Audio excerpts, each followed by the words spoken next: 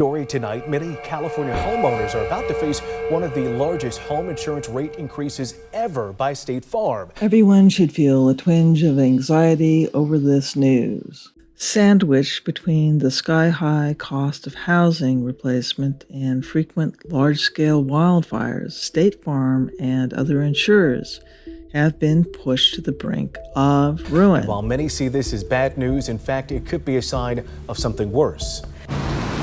State Farm is asking for a 30% rate increase next year on the heels of a recent rate hike of almost 20% as they drop many policyholders. They are the largest residential homeowners insurers in California, insuring 1 in 5 homes. The rate filing that State Farm just made yesterday, they're triggering a rarely used part of the insurance law. It's a regulation that's really meant to address a company's financial solvency. That's what they're saying.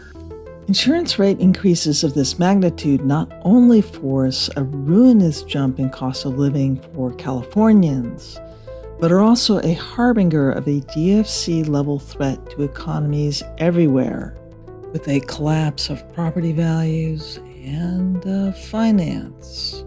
We could be reaching a tipping point for housing in the U.S. as insurance companies stop writing home insurance policies in places with high risk of disasters and others that go out of business altogether. 63% of homes in the U.S. have mortgages. Almost all of those are required to have insurance to mitigate the owner's and lender's risk. But what happens if an insurer drops policies after an extreme event? It may mean those homes are overvalued. Remember the 2008 financial crisis? That was caused in large part by overvalued and risky mortgages. So when headlines like this start popping up in 2023, we had to look deeper. If people can't secure insurance, how can a bank keep offering loans for homes and businesses? 1 or 2 major events could be the tipping point. The factors leading to State Farm's financial instability are not just local. They are national and global, driven by the frequency and scale of natural disasters evident everywhere. That have just amounted to just a total that we have not seen in this industry ever. What are the ramifications of this? Well, I think Contessa pretty well gave you a good assessment of what the ramifications are. Natural disasters have delivered hundreds of billions of dollars in losses every year, insured losses every year for the last 3 years. As a matter of fact, $275 billion in insured losses due to natural disasters over the last 3 years. That's the highest total ever in the United States.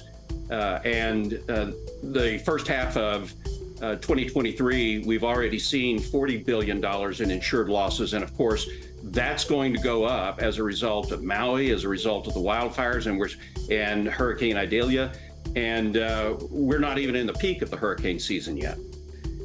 Insurance is integral to all property value and all investment.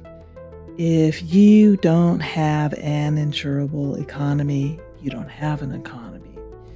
And if you don't have an insurance industry, you do not have an economy.